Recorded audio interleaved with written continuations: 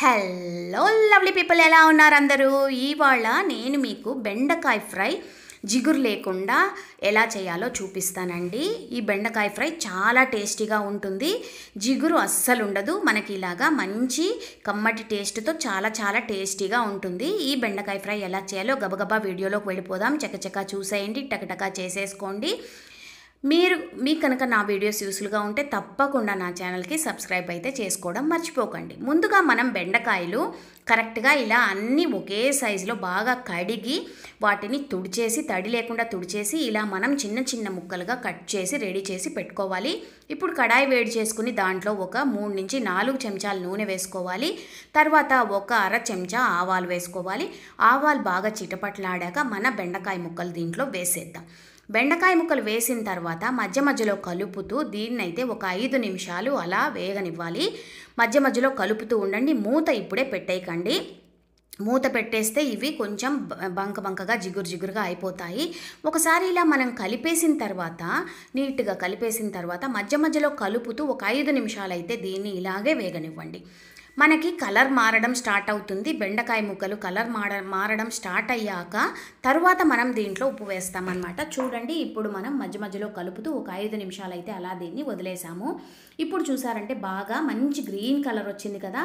ఇప్పుడు దీంట్లో మనం రుచికి ఎంత కావాలో అంత ఉప్పు, ఒక అర స్పూన్ ఉప్పు, తర్వాత ఒక అర స్పూన్ చక్కెర వేస్తే మనకి బెండకాయలు జిగురు లేకుండా ఉంటాయండి.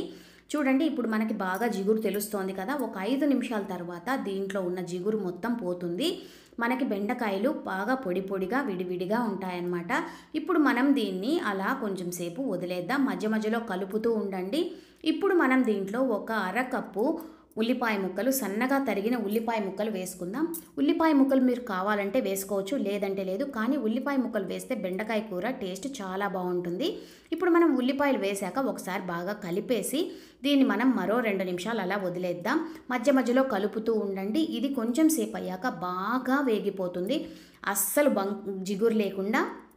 చూడండి, చక్కగా వేగిపోయింది కూర. మనం వేసిన ఉల్లిపాయలు కూడా బాగా వేగిపోయాయి. ఇప్పుడు మనం దీంట్లో ఒక చిటికెడు పసుపు వేసుకుందాం. పసుపు వేస్తే కూరకు మంచి రంగు వస్తుంది. తర్వాత ఒక 2 స్పూన్ల శనగపిండి మనం ఈ నూనెలో బాగా వేగాలండి. అందుకని మనం శనగపిండి 2 స్పూన్లు వేసుకుంటున్నాము. తర్వాత రుచికి ఎంత కావాలో అంత కారం, ఒక అర స్పూన్ కారం అయితే పడుతుంది. కారం వేసేసి మనం దీన్ని కలిపేసి మరో 2 నిమిషాలు అయితే వేయించుకోవాలండి. మనం వేసిన శనగపిండి ఆ నూనెలో బాగా వేగాలి. మనకి ఏంటంటే కొంచెం నూనె కూడా పీల్చేస్తుంది. కూరలో కొంచెం నూనె అలా మనకు కనిపిస్తూ ఉంటుంది కదా, అది కూడా మనం శనగపిండి వేసిన వల్ల మొత్తం అయిపోతుంది.